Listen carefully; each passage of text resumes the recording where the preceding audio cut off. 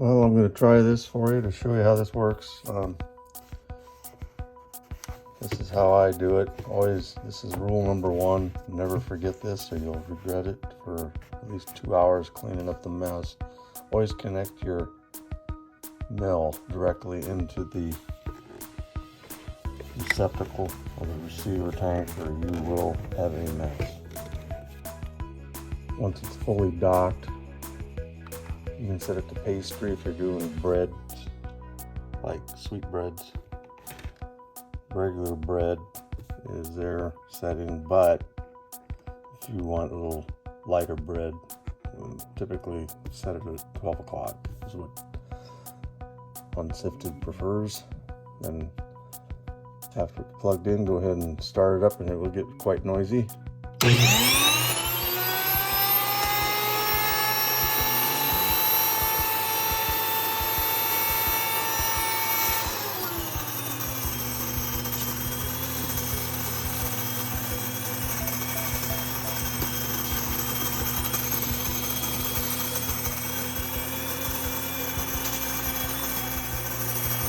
And as it starts getting close to being done, be on the lookout. These will come flying out sometimes.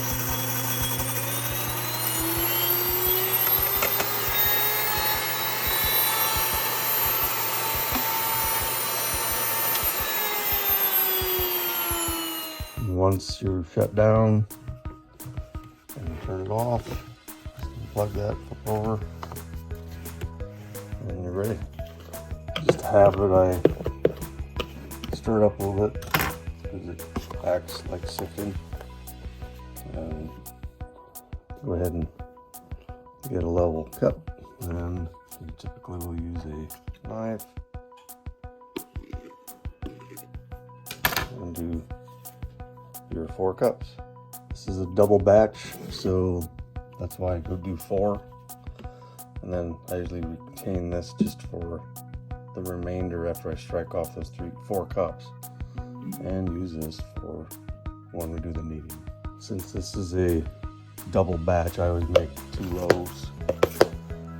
I always again sift this white flour the same as the other, and that is the same sifting, just like that one video person I sent you earlier. And level it off.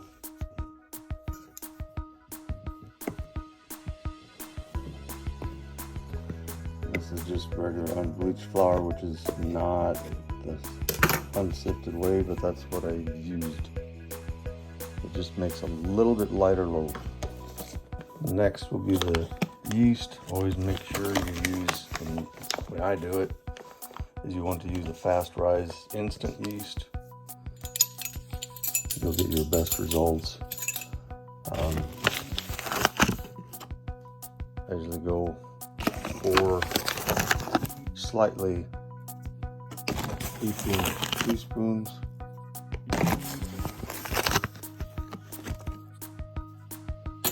Noting that a little extra yeast gives you a little better rise on the loaf. You can use honey or sugar. I typically use just regular table sugar because it's a little less messy.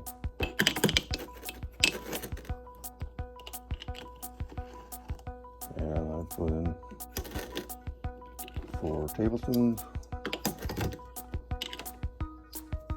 And we go 2 tablespoons of salt, and this will be at your discretion. 1 is probably adequate, but the recipe typically will call for 2. This is at your option. I do use this. Sifted highly recommends the sunflower lecithin. I just bought the Swanson because the Now brand is no longer available that I was using, but I'm using that container, so you'll see this here, but you'll have a hard time finding it because they have seems to be discontinued selling it. So I did find the Swanson brand is same good stuff. And you'll want 2 tablespoons, a little bit extras within herpes level. Put 2 in there.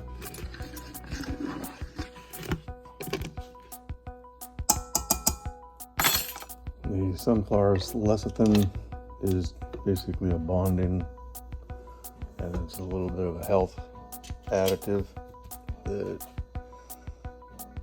helps with that. Just a general perspective of the bread.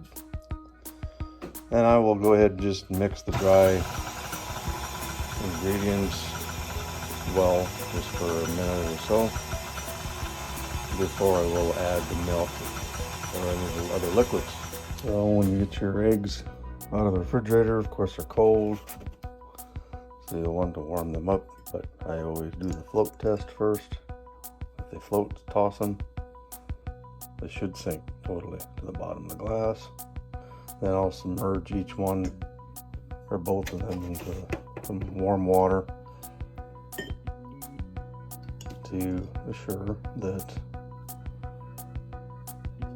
they're room temperature, because I'm a big believer in temperature for the yeast to work. If you put cold eggs and cold milk in, it will not rise with the fast yeast as well. Then I'll spare you the breaking of eggs into a bowl. I think you probably know how to do that. And then go ahead and get your olive oil, good quality olive oils. You want to use California or European oils. I typically will use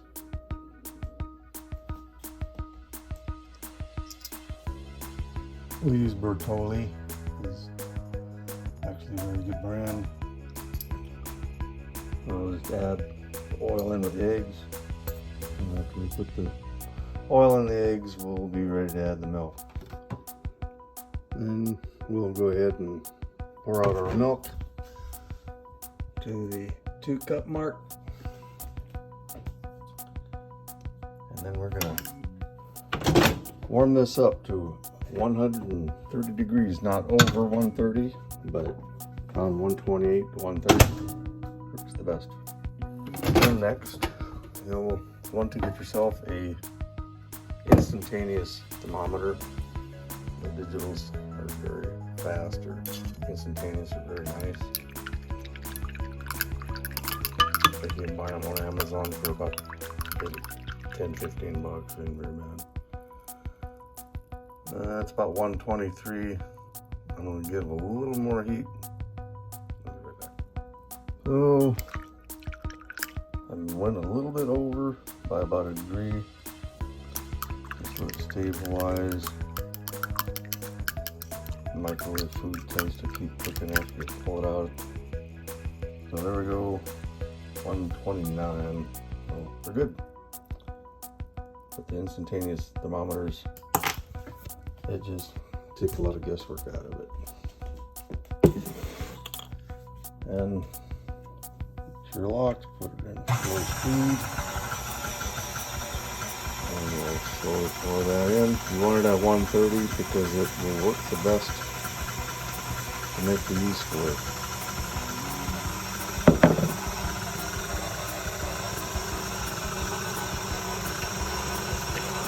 Then pouring the eggs. You want to use fresh eggs, is what I typically will do. That's how I get my. I will float them. Then once you get this kind of stirred in well, then put it on about medium. And let it run for about 2 minutes.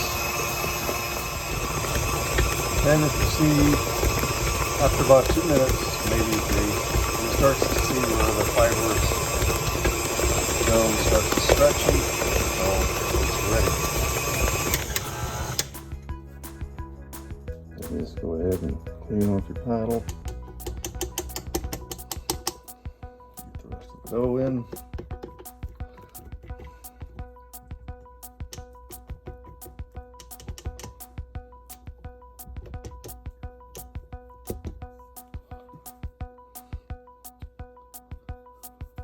While that's mixing, typically use metal pans because I have the best heat results on the bread.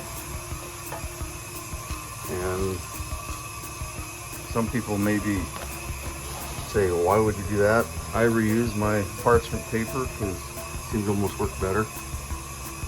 I went ahead and I lay it on there, take to the pan, smush it in, and it gives you a nice form right away for your next loaf. You use fresh paper, you want to crush it up.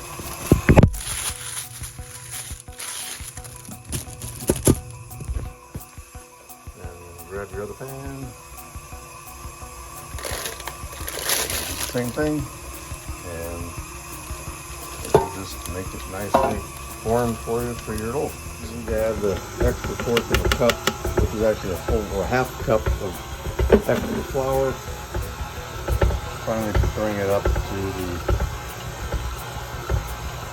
desired consistency. That's not too stretchy, you need to run it all low when you add that last half cup. I'll use either the wheat flour that I have remaining in the tub, or I'll just use bleached flour. Your discretion, what you like. But it's about the right consistency when it hangs on the paddle. I demonstrated before. I didn't put the wheat in yet, the last half cup, and it kind of runs off.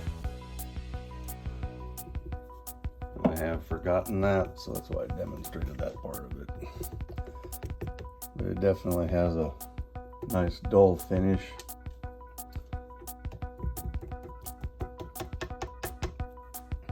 You can tell it just has a nice stretchy hangs on there. Like, I'll let you guess what that is. Now we're ready for the fun part. Scrape this bowl, get it freed up as much as possible. And go ahead and I always have an extra little bit of flour laying around if I have from other batches. So I just keep it in a little container for that purpose. And we'll drop this full loaf, or 2 loaves I guess, onto this flour here.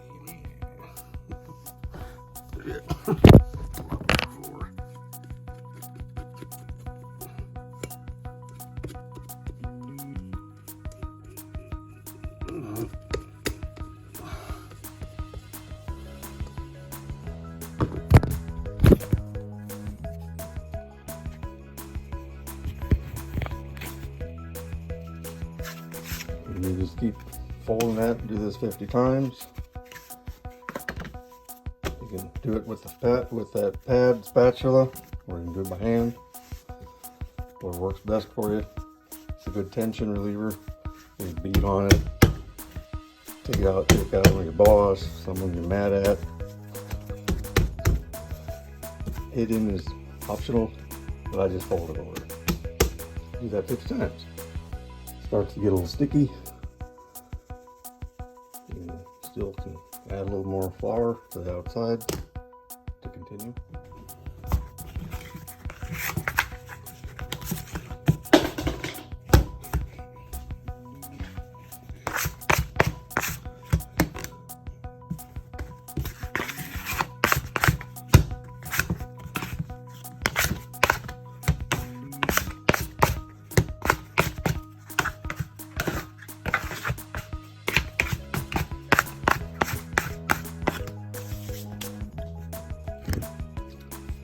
Then once you get yourself a nice bowl, you go ahead and I'll throw a little olive oil into the bottom of this bowl, just enough to kind of coat it, and I'll kind of roll the ball around inside, just kind of shake it until it's coated with oil.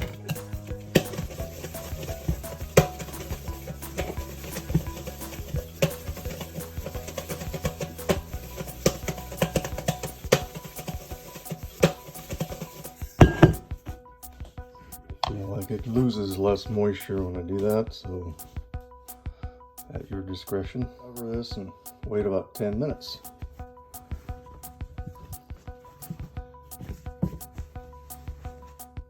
So then once you've got that covered for about 10 minutes, you can do other things and other activities, anything else, and set your timer. I typically will find some things that I want to do that I need to get done, like practicing the accordion. I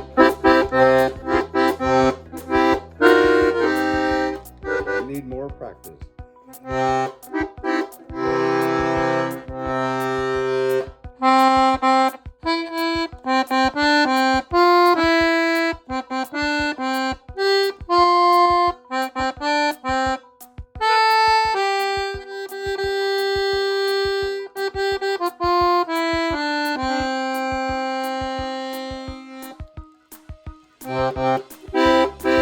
I'm still working on getting these to work together.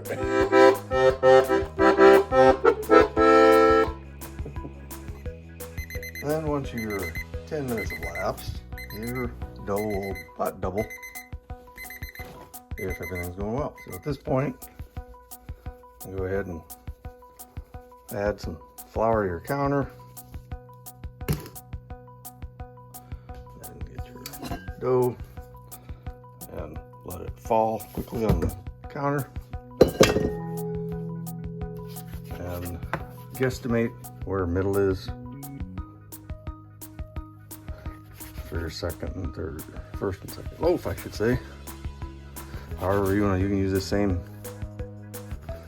recipe for buns or whatever you want. But we'll proceed to shape the loaf. Kathy had one of these little handy dandy little rollers that I really like. That's pretty good. You can work it over, get it nicely evened out. Pretty well, get it down to about equal across. Doesn't hurt to go a little thinner. Never had any. At least get it down to about ½ inch thick. Make it bad, and proceed to just roll that baby up. And get your foam cord stuck in there, that's optional. So then go ahead and I fold the ends in, give it a nice appearance on each one. Kind of toughed it up a little bit, kind of get it shaped right. Pick that little girl up and then drop her into one of the pans and do the same to the other. Then, of course, your loaves with bread, you just want to keep it in a fairly warm place and away from drafts so it will have a better rise. I typically will use a proofing bag. I've used these basting bags over pretty well.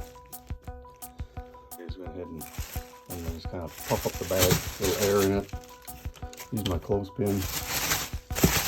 Just a nice little knot into it. I'll go ahead and twist it into that end of that proofing bag and put a clothespin on it, and this will sit here for 35 minutes. So you can either do exercises or practice more accordion. It's been 35 minutes and the bread's risen about a little over an inch above the top of the pan. So we're going to go ahead and preheat our oven. We use a convection oven, and I seem to like it better because it doesn't heat up the house so much. So we'll preheat this and we'll be putting it in here in a minute. Okay, we'll go ahead and proceed to put them both in this convection oven. You can use your regular oven, it's fine. I just like to use this one because it doesn't heat up the house in bed. Our other convection oven, you have to set at a different temperature to compensate, but this one seems to be exactly what it should be. So 350 and 30 minutes. Let's start on convection. And one of the things that I will be doing midway is adding a foil hat on the loaves, roughly about 20 minutes, in case they get too brown on top. That's about it. We'll be right back. We'll put these on here just to kind of keep them from over-browning and let them finish out.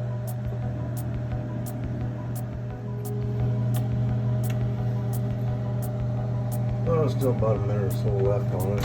We'll just check where we're at here. I do like to use this fast response thermometer. Just double check it. And it's at 180, so 180 it's done.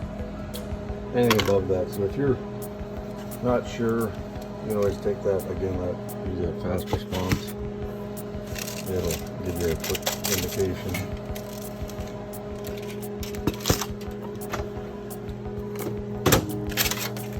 And there's the loaves all ready. What I like to do. So here, you can see it from there, and ain't. So I will grab my cooling rack.